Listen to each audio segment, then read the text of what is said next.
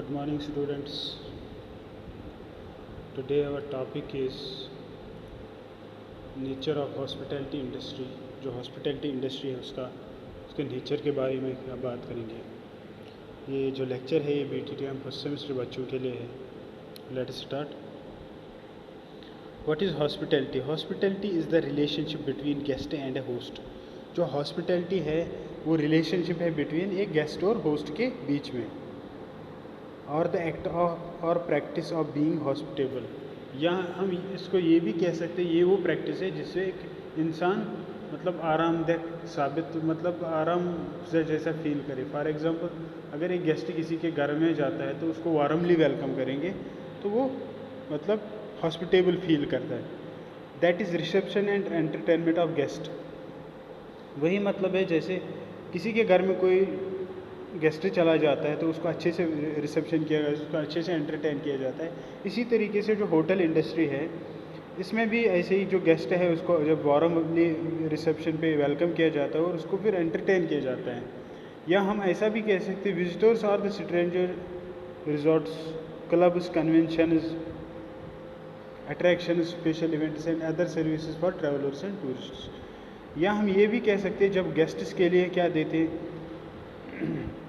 Resorts उनको उनके लिए वहाँ पे वो जा सकते हैं, क्लब्स में जा सकते हैं, कन्वेंशंस में जा सकते हैं या अट्रैक्शन में जा सकते हैं, स्पेशल इवेंट्स वगैरह में उनको सब हर जगह पे वेलकम किया जाएगा तो उसको हम हॉस्पिटैलिटी कहते हैं। The true meaning of hospitality, जो सही मानी है हॉस्पिटैलिटी का, the warm and generous reception. इसमें जो मतलब रिसेप्शन मत पे उसको वार्मली कहा जाता है आ जाओ। हॉस्पिटैलिटी वर्ड जो है ये फ्रेंच वर्ड से निकाला गया hospice, meaning to take care those travelling. जो ये फ्रेंच मतलब हॉस्पिटैलिटी वर्ड है ये हॉस्पिस वर्ड से हॉस्पिसी वर्ड से निकला हुआ है। इसका मतलब है केयर ऑफ दोज ट्रैवलिंग, वो जो ट्रैवल कर रहे हैं उनके लिए केयर करना। Hospitality is an act of generously providing care and kindness to whoever is in the need. तो हॉस्पिटैलिटी का ये भी मतलब है कि किसी भी जो पर्सन है जिसको हेल्प चाहिए तो उसको वो प्रोवाइड करना, तो उसको भी हॉस्पिटैलिटी कहते हैं। A hospitality unit such as restaurant, hotel or an amusement park consists of multiple groups। जो हॉस्पिटैलिटी है इसमें बहुत सारे ग्रुप्स आते हैं, जैसे होटल्स आते हैं, अम्यूज़मेंट पार्क्स आती है, तो फैसिलिटीज़ वगैरह आती है जो प्रोवाइड की जाती है गेस्ट्स को, मेंटेनेंस, डायरेक्शन, ऑपरेशन, सर्वर्स जो सर्व करते हैं गेस्ट्स को, हाउस कीपर्स जो हाउस कीपिंग वगैरह का काम, सफाई सुथराई का काम करते हैं, पोर्टर्स जो मतलब सामान हमारा इधर उधर लेके, किचन वर्कर्स जो किचन में काम करते हैं, बार टेंडर्स जो बार में काम करते हैं, management, marketing and human resource, management या मार्केटिंग या ह्यूमन रिसोर्स जो भी काम करने वाले हैं तो वो इसमें एज ए पार्ट होते हैं, इन सब का योगदान होता है। जो डेफिनेशन है according to Oxford reference dictionary, तो उससे हमें ऑक्सफोर्ड डिक्शनरी से हमें ये पता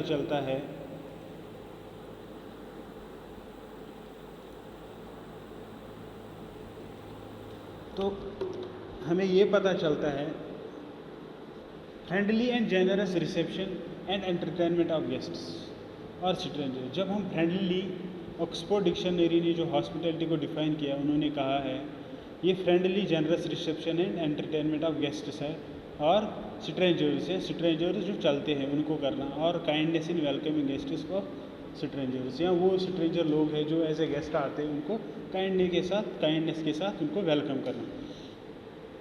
दूसरा एक सोशल स्कॉलर है किंग, उसने क्या कहा, उसने 1995 में identifies a difference between private commercial hospitality.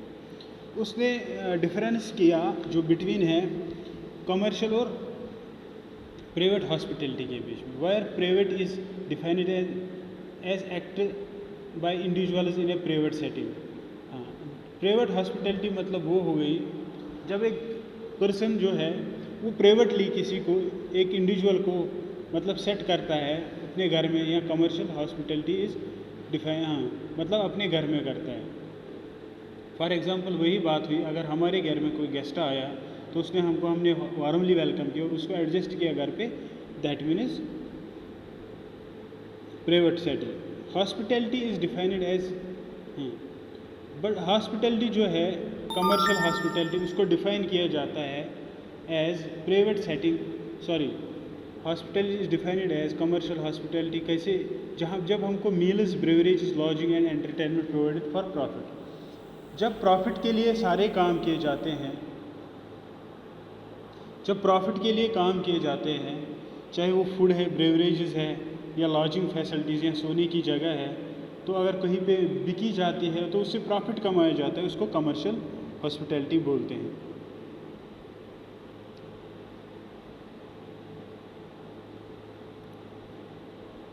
Hospitality industry जो है consists of broad category of fields, इसमें बहुत सारे फील्ड्स आते हैं within the service industry. ये सर्विस इंडस्ट्री में दैट इंक्लूड्स लॉजिंग, इसमें लॉजिंग आती है मतलब सोने रहने की जगह आती है, रेस्टोरेंट्स आते हैं, इवेंट प्लानिंग आती है, जैसे कोई इवेंट ऑर्गेनाइज करना है, किसी शादी का फंक्शन करना है, किसी का बर्थडे फंक्शन करना है, या कोई मीटिंग का फंक्शन बुलाना। थीम पार्क्स, थीम पार्क्स ऐसी पार्क्स होती है तो जैसे उसमें कुछ थीम्स होते हैं, जैसे यहाँ पे पंजाबी हवेली है, वहाँ पे जाते हैं तो वो उस टाइप का वो ड्रेस वगैरह पहना के हमको यहाँ का लोकल जो जालंधर का फूड सर्व करते हैं, तो वो हो गया मतलब एक थीम पार्क जैसी है।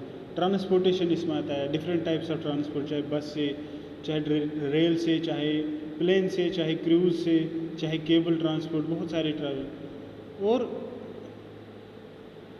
और जो बाकी फील्ड्स है टूरिज्म इंडस्ट्री के साथ, वो सारे इसमें आते हैं।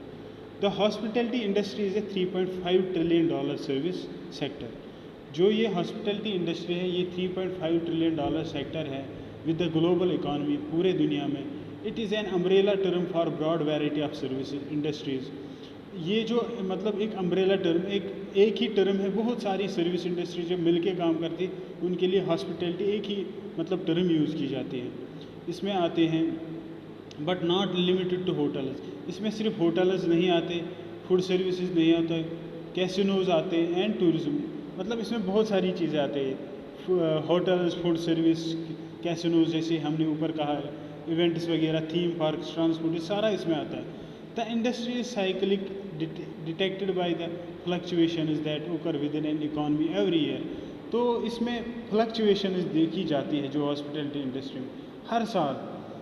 क्यों? हमारी इकॉनमी में जब फ्लक्चुएशन होता है, जैसे हमारे कंट्री में ज़्यादा पैसा तो लोग ज़्यादा घूमने जाएंगे, तो मतलब इसकी वजह से हॉस्पिटैलिटी में फ्लक्चुएशन आएगी, चेंजेस हो जाएंगी, तो ये डिपेंड करता है इकॉनमी पे। Today hospitality sector is one of the fast growing sectors in India. अगर आज के दौर में हम देखें, जो हॉस्पिटैलिटी सेक्टर है वो सबसे ज़्यादा ग्रो हो रहा है इंडिया में। बट ड्यू टू, अगर हम ये बात करें, ड्यू टू पेंडेमिक कोविड-19 अभी फ़िलहाल सब कुछ ठप ही है। हम 2019 की बात कर रहे हैं।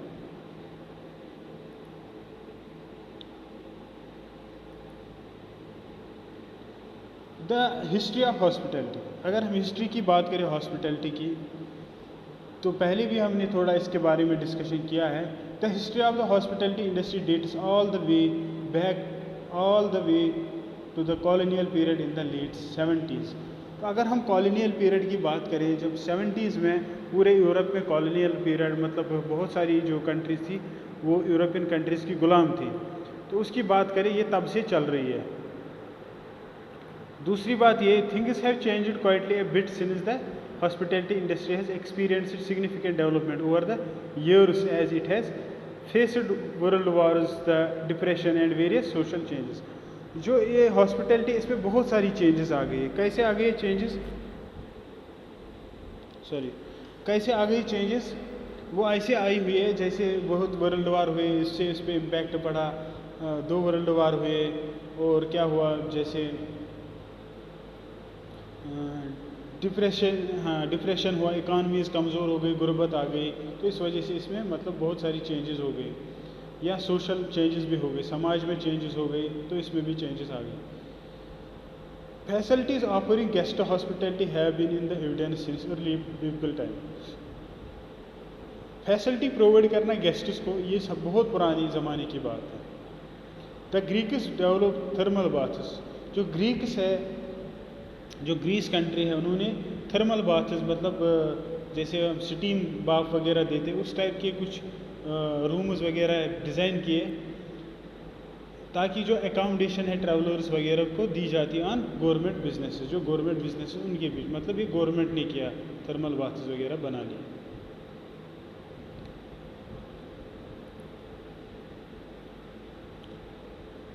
इन द मिडल एजेस, अगर हम मिडल एजेस की बात करें, जो मोनेस्ट्रीज़ है, चाहे सराइज़ है, चाहे धर्मशालाज है, तो वो रिफ्यूज देते थे ट्रैवलर्स को, चाहे ये गुरुद्वाराज वगैरह है, ये रिफ्यूज देते हैं ट्रैवलर्स को जो ट्रैवल करते थे।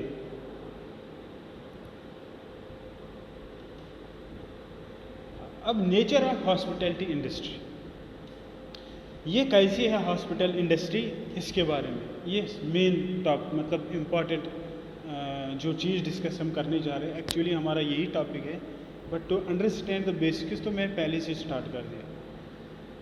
इंटेंजिबिलिटी इसमें सबसे फर्स्ट पॉइंट है। इंटेंजिबिलिटी क्या मतलब है? अगर हम वर्ड मीनिंग देखेंगे, वो चीज़ जिसको हम टच नहीं कर सकते, जिसको हम सिर्फ फील कर सकते, जैसे ईयर है, ये इंटेंजिबल है, हम इसको टच नहीं कर पाते बट हम इसको फील कर पाते हैं, विंड वगैरह।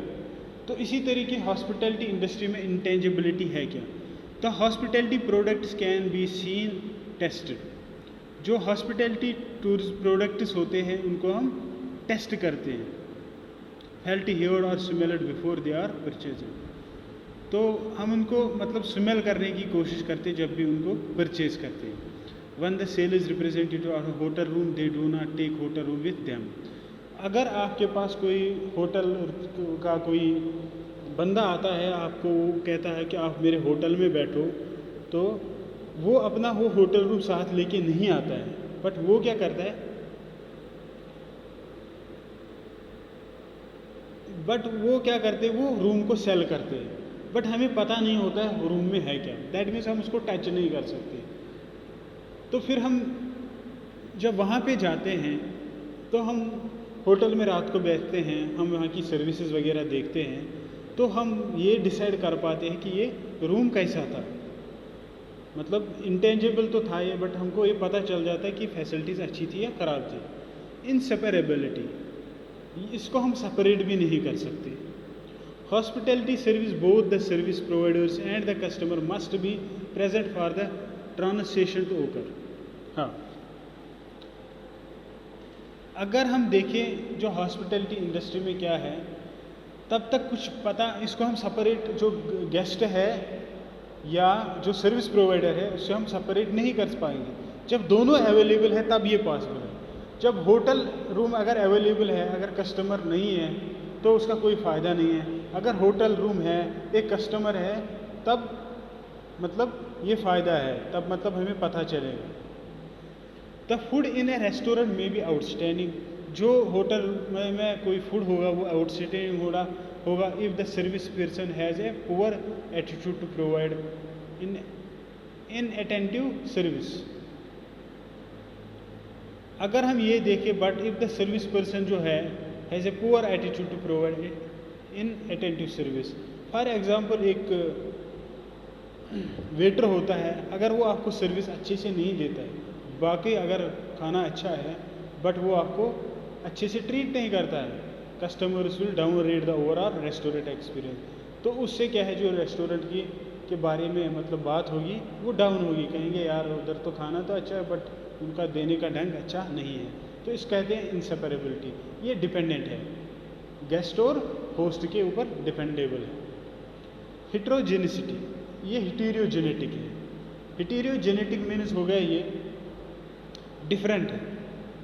Services highly variable because their quality depends on who and where they are provided in the service delivery. High level of human involvement is required. जो ये सर्विस डिलीवरी है ये वेरिएबल है, एक जगह पे एक टाइप की होगी, दूसरी जगह पे दूसरे टाइप की होगी, because their quality depends on क्योंकि इसकी क्वालिटी डिपेंड करती है on and where they are provide, किसको और ये कब प्रोवाइड की जाती है। फॉर एग्ज़ाम्पल अगर हम घूमने जाएंगे तो एक 5 स्टार होटल में किसी मुंबई में बैठेंगे तो हमको वही फील आएगा।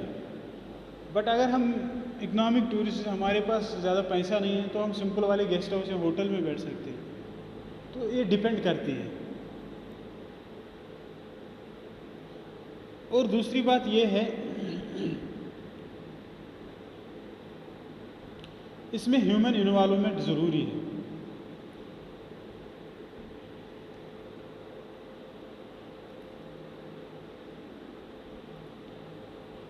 ह्यूमन इन्वॉल्वमेंट क्यों ज़रूरी है? क्योंकि ये पॉसिबल तब तक नहीं है जब तक इंसान इसमें काम ना करे। और एक चीज़ इसमें जो आती है वो पेरिशेबिलिटी आती है, ये ख़त्म होती है जब। फॉर एग्ज़ाम्पल पेरिशेबिलिटी की बात हम ये करेंगे, आप लोगों ने एक बिस्किट का पैकेट ले आया घर में, आपको भूख लगी है बट आपका मूड बना आप नहीं खाएंगे, तो आप उसको 10 दिन भी रख सकते हैं। बट अगर आप एक जहाज़ की टिकट, एक होटल रूम या एक ट्रेन की टिकट बुक कर रहे हैं, जिस डेट के लिए आप लोगों ने उसको बुक किया है, आप लोग को उस दिन जाना ही जाना है, नहीं जाएंगे तो वो ख़त्म। 10 मिनट भी मतलब एयरपोर्ट पे लेट पहुंच गए तो ट्रेन, वो जो प्लेन टिकट हमने निकाली थी वो ख़त्म हो गई। इसको बोलते हैं perishability. Service can not be store, जो सर्विस है उसको स्टोर नहीं किया जाता है जिस तरह दूसरे प्रोडक्टों को स्टोर किया जाता है। वैकेंट रूम्स और पेरिशेबल, जो वैकेंट रूम्स होते हैं मतलब पेरिशेबल होते हैं। फॉर एग्जांपल हमने होटल रूम बुक किया, हम नहीं गए, हम कहेंगे कल जाएंगे, बट कल के लिए उसको दूसरे कोई किसी इंसान ने बुक किया होगा। The unsold rooms tonight can never be sold again, जो आज मतलब होटल रूम है जो भेजा नहीं जा सका, जिसको मतलब सेल नहीं किया जाता, उसको कल हम सेल नहीं, मतलब कल हम उसको दोबारा सेल आज के दिन के लिए नहीं कर सकते। दैट मीन्स अगर एक होटल रूम है, एक होटल में एक रूम है, अगर आज वहाँ पे गेस्ट नहीं आया तो वो एक दिन उसका ज़ाया हो गया, अगले दिन आएगा ठीक है, नहीं तो वो भी ज़ाया हो गया। ये हो गई पेरिशेबल, मतलब एक दिन हो गया तो काम तमाम। Fixed salary, supply of rooms in A hotel is fixed, जो सप्लाई होती है एक रूम में वो फिक्स्ड होती है, क्योंकि एक होटल के जो है सिर्फ अगर 10 कमरे हैं तो वो 10 कमरे फिक्स्ड है। अगर 11वां कमरा बुक करना है वो पॉसिबल नहीं है। Airline adjust demand by temporary adding A removing flight is, this is not so with the hotel. But अगर हम एयरलाइन की बात